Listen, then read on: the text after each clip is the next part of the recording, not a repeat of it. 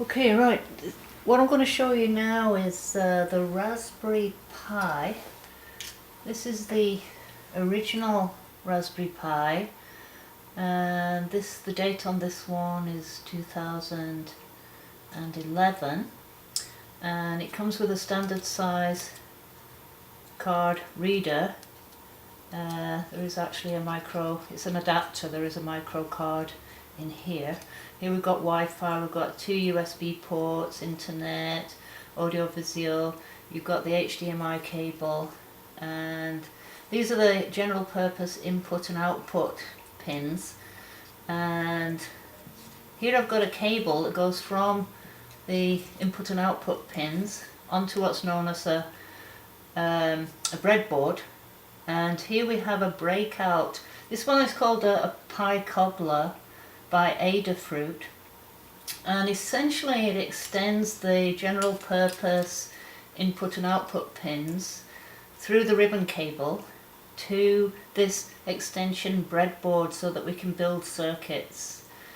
And here I built a circuit for the Raspberry Pi to control the lighting of 3 LEDs, red, green and blue LEDs, through a Python program which is stored on the SD card. And now the cable connects to the board through the pins, and make sure you line everything up correctly. And I should say as well before I do that the ribbon cable has got a white line on the edge. This one, it may be a red line if it's a different sort of cable, but you want to line that up with the corner of the Raspberry Pi and get the pins connected correctly. Just press it in and now it's connected. So now the input and output pins are directly connected to the breadboard and we can build a circuit. So I'm going to show you the circuit for the Raspberry Pi Model B. So this is Raspberry Pi Model B 2014. There's the ribbon cable.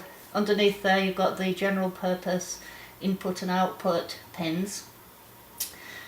Ribbon cable, here you've got the red line which is aligned to the corner of the Raspberry Pi and connects to what's known as a breakout board. This is from canakit.com. On the left hand side you've got 3 volts, right hand side you've got 5 volts. We're going to be using the 3 volt side and connecting a circuit from the input output pins to an LED which is attached to a resistor. This one is 330 ohms. Today though I'm going to do the connection with the 260 ohms since I've got 3 of those. And then we're going to control the lighting of the LED using a Python program. And so I'm going to put that one back.